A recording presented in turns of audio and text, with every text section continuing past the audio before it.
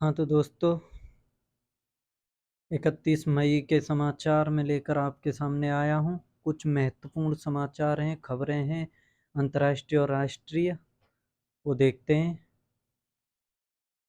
सबसे पहली खबर है कि नाइजीरिया से संबंधित है ये खबर। बोला टिनुबू ने राष्ट्रपति के रूप में शपथ ली है नाइजीरिया में। बोला टिनुबू, इसके बारे में पढ़ें कि देश के लगातार आर्थिक और सुरक्षा मुद्दों को संबोधित करने के बढ़ते दबाव के बीच बोला टिनुबू ने 29 मई को नाइजीरिया के राष्ट्रपति के रूप में शपथ ली। अबुजा की राजधानी शहर में ईगल्स स्क्वायर में आयोजित उद्यान समारोह में स्थानीय और विदेशी दोनों गणमान्य लोगों ने भाग लिया। हालांकि फरवरी के चुनावों में टिनुबू की जीत को चुनौतियों का सामना करना पड़ा था, क्योंकि उनके विरोधियों ने चुनावी धोखाधड़ी के आरोप लगाए हैं। नए नेता के रूप में टिनुबू को देश के आर्थिक संकट, सुरक्षा चिंताओं और राजनीतिक स्थिरता की आवश्यकता का सामना करना होगा। ये न्यूज जो है नाइजीरिया से। टिनुबू वहाँ के राष्ट्रपति बने हैं अभी।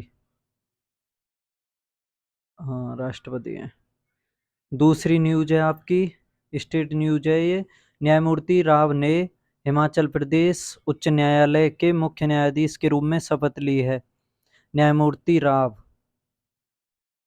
अच्छे से जानते हैं कि न्यायमूर्ति मामिदन्ना सत्य रत्न श्री रामचंद्र राव, कितना लंबा नाम है, न्यायमूर्ति मामिदन्ना सत्य रत्न श्री रामचंद्र राव आधिकारिक तौर पर हिमाचल प्रदेश उच्च न्यायालय के 28वें मुख्य न्यायाधीश बन गए हैं। राजभवन में आयोजित एक समारोह में राज्यपाल शिव प्रताप शुक्ल ने न्यायमूर्ति राव को पद की शपथ दिलाई है। इस मौके पर मुख्यमंत्री सुखविंदर सिंह सुक्खू भी मौजूद थे। शपथ समारोह की कार्यवाही का संचालन मुख्य सचिव प्रबोध सक्सेना ने किया, जिन्होंने भारत के राष्ट्रपति द्वारा जारी वारंट ऑफ अपॉइंटमेंट को हिंदी और अंग्रेजी दोनों भाषा में पढ़ा। सभी प्रतियोगी परीक्षाओं के लिए महत्वपूर्ण टेकअप हिमाचल प्रदेश के मुख्यमंत्री हैं इस टाइम सुखविंदर सिंह सुक्खू। हिमाचल प्रदेश के राज्यपाल हैं शिव प्रताप शुक्ल। और हिमाचल प्रदेश की आधिकारिक वृक्ष है, हिमाचल प्रदेश का आधिकारिक वृक्ष देवदार। हिमाचल प्रदेश की राजधानी शिमला ग्रीष्मकालीन है और धर्मशाला शीतकालीन है राजधानी। अगली न्यूज है कि सचिन तेंदुलकर अब महाराष्ट्र सरकार के स्माइल एम्बेसडर बने हैं। एकनाथ शिंदे के नेतृत्व वाली शिवसेना भारतीय जनता पार्टी सरकार ने राज्य भर में मौखिक स्वास्थ्य और स्वच्छता के बारे में जागरूकता फैलाने के लिए राज्य के स्वच्छ मुख अभियान के तहत क्रिकेट के महान सचिन तेंदुलकर को महाराष्ट्र के स्माइल एम्बेसडर के रूप में नामित किया है। बल्लेबाजी के दिग्गज राज्य चिकित्सा, शिक्षा और औषधि विभाग के मुख्य के स्वच्छ मुख अभियान यानी SMA का चेहरा होंगे। उन्होंने अपने सहयोग की पेशकश मुफ्त में की है और पूरी अवधि के लिए सरकार कार्यक्रम चलाना चाहती है। इससे संबंधित भी कुछ महत्वपूर्ण न्यूज टॉपिक है कि महाराष्ट्र के राज्यपाल रमेश बैस हैं और वहाँ के मुख्यमंत्री हैं एकनाथ शिंदे। महाराष्ट्र की राजधानी मुंबई है। अगली न्यूज है, ये नियुक्ति से संबंधित है कि वैश्विक नागर विमानन संगठन में अंशुमाली रस्तोगी भारत के प्रतिनिधि। वैश्विक नागर विमानन संगठन में अंशुमाली रस्तोगी भारत के प्रतिनिधि चुने गए हैं। कार्मिक मंत्रालय के आदेश के अनुसार वरिष्ठ नौकरशाह अंशुमाली रस्तोगी को मॉन्ट्रियल कनाडा में अंतर्राष्ट्रीय नागरिक उड्डयन संगठन यानी ICAO की परिषद में भारत का प्रतिनिधि नियुक्त किया। Indian railway service of mechanical engineers यानी IRSME के 1995 के बैच के अधिकारी रस्तोगी को 3 साल के लिए सैफ अली जुनेजा के स्थान पर नियुक्त किया गया है। आदेश में कहा गया है कि प्रधानमंत्री नरेंद्र मोदी की अध्यक्षता वाली मंत्रिमंडल की नियुक्ति समिति ने विभिन्न विदेशी पदों को भरने के लिए 12 नियुक्तियों को मंजूरी दी है। इससे संबंधित है कुछ कि अंतर्राष्ट्रीय नागरिक उड्डयन संगठन मुख्यालय कहाँ है? यह है मॉन्ट्रियल, कनाडा में। अंतर्राष्ट्रीय नागरिक उड्डयन संगठन का मुख्यालय। अंतर्राष्ट्रीय नागरिक उड्डयन संगठन की स्थापना 7 दिसंबर 1944 को हुई और इसके अध्यक्ष हैं सल्वाटोर सियाचिटानो।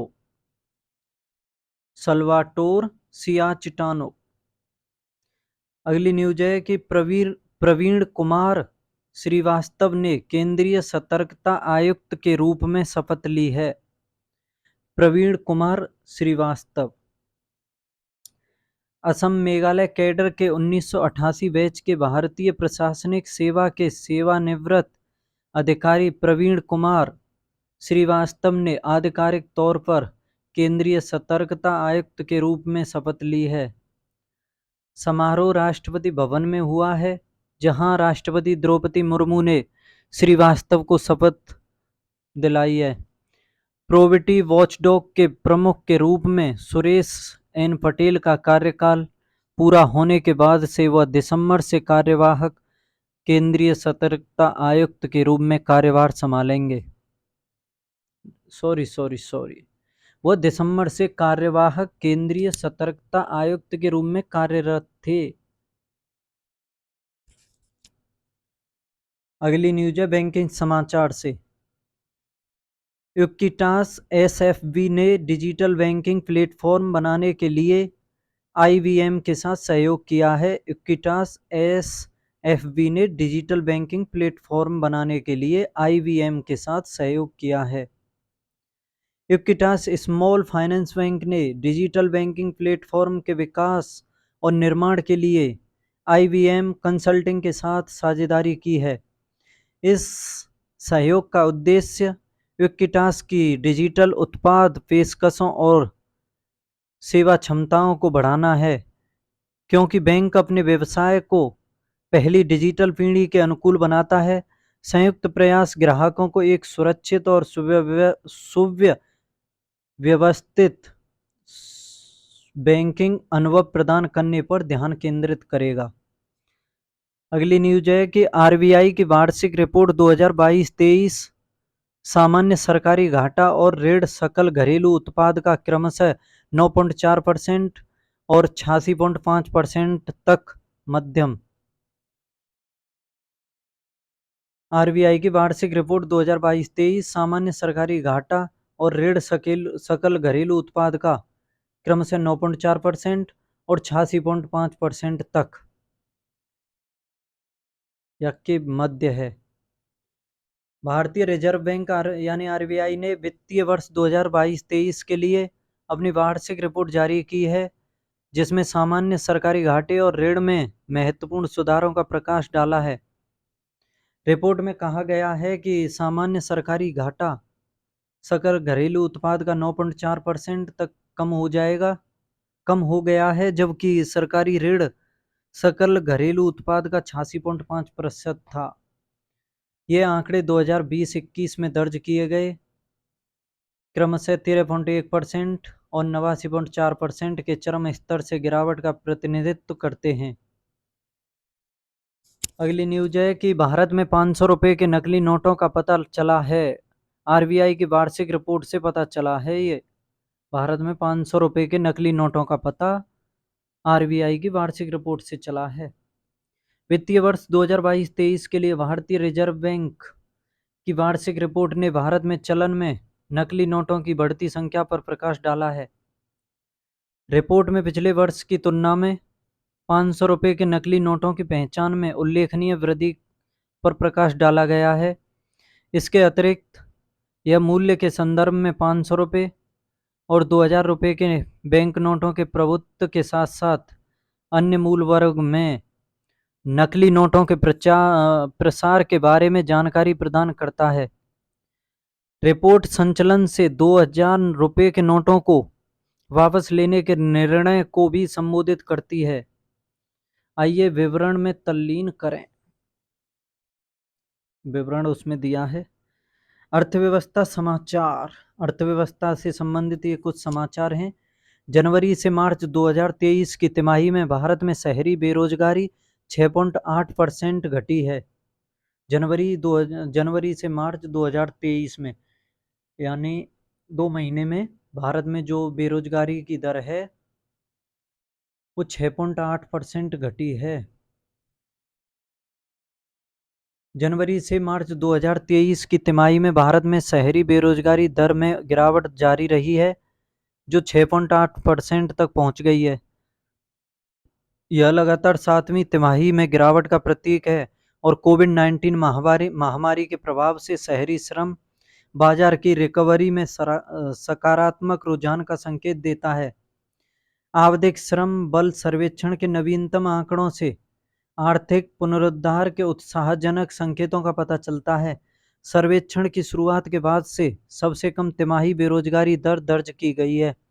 जैसा कि भारत आगामी राज्य चुनावों की तैयारी कर रहा है, एजेंडे में रोजगार सृजन एक महत्वपूर्ण मुद्दा बना हुआ है। अब खेल से संबंधित समाचार हैं ये कि भारत ने CAVA महिला चैलेंज कप 2023 का खिताब जीता है। भारत ने काठमांडू में आयोजित NSC CAVA महिला वॉलीबॉल चैलेंज कप का खिताब जीत लिया है। भारत ने काठमांडू के त्रिपुरेश्वर में राष्ट्रीय खेल परिषद के कवर हॉल में फाइनल में कजाकिस्तान को हराकर खिताब जीता। भारत ने कजाकिस्तान को 3-0 के साझा सेट में हराया। भारत ने पहला सेट 25-15, दूसरा सेट 25-12 और तीसरा सेट 25-18 से जीता। इसके साथ ही भारत ने अपराजित रहकर प्रतियोगिता का समापन किया। महिला चैलेंज कप 2023 का खिताब। कुछ योजनाओं से संबंधित समाचार हैं कि भारत में Goa G20 energy transition ministerial के साथ 14वीं स्वच्छ ऊर्जा मंत्री स्तरीय और 8वीं मिशन इनोवेशन मीटिंग की मेजबानी करेगा। भारत 19 से 22 जुलाई 2023 तक गोवा में 14वीं स्वच्छ ऊर्जा मंत्री स्तरीय यानी CEM14 और 8वीं मिशन इनोवेशन यानी MI8 बैठक की मेजबानी करने के लिए तैयार है। यह आयोजन G20 energy transition ministerial meeting के मौके पर होगा। इस वर्ष की CEM और MI बैठकें स्वच्छ ऊर्जा को एक साथ आगे बढ़ाना। इस वर्ष की CEM और MI बैठकें यानी स्वच्छ ऊर्जा को एक साथ आगे बढ़ाना विषय के साथ सरकारों, अंतर्राष्ट्रीय संगठनों, निजी क्षेत्र की संस्थाओं, शिक्षाविदों, नवोन्मेषकों, नागरिक समाज और नीति निर्माताओं सहित वैश्विक हितधारकों को एक साथ लाएगी। 4 दिवसीय कार्यक्रम में उच्च स्तरीय मंत्री स्तरीय संवाद, वैश्विक पहल की शुरुआत, पुरस्कार घोषणाएं, मंत्री CEO राउंड टेबल्स और स्वच्छ ऊर्जा संक्रमण से संबंधित विभिन्न प्रकार के साइड इवेंट शामिल होंगे। विज्ञान और AMP में नेतृत्व विकास कार्यक्रम। विज्ञान और AMP में नेतृत्व विकास कार्यक्रम, प्रौद्योगिकी अगली पीढ़ी के वैज्ञानिक नेताओं का पोषण। 2047 तक भारत में वैज्ञानिक और तकनीकी प्रगति के लिए प्रधानमंत्री श्री नरेंद्र मोदी के दृष्टिकोण को प्राप्त करने के लिए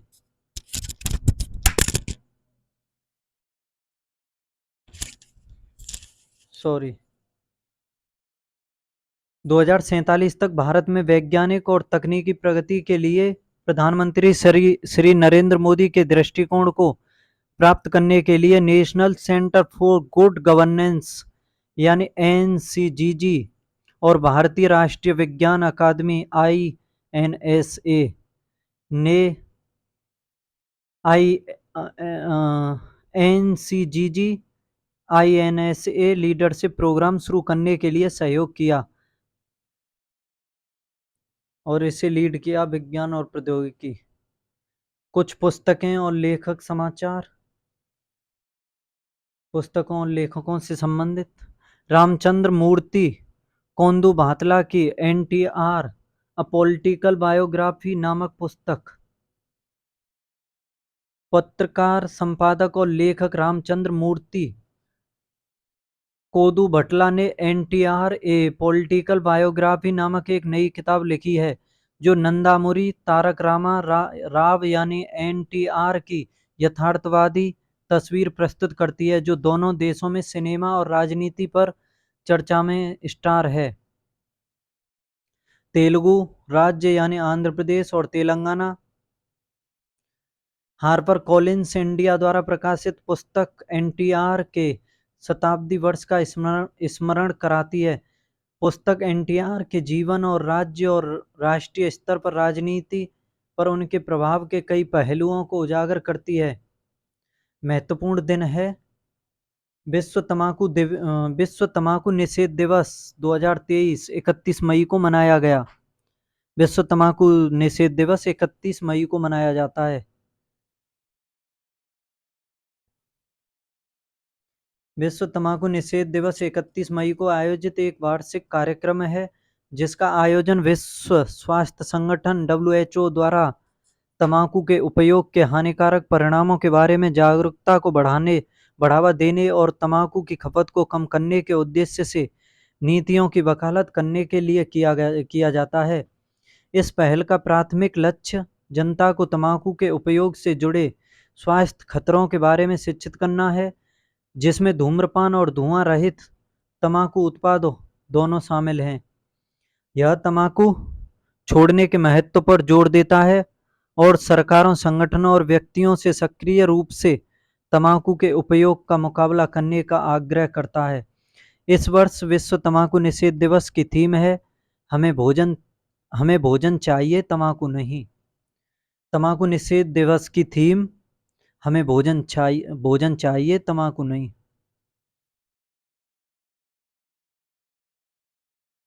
बस आज की क्लास में आज के यही समाचार थे।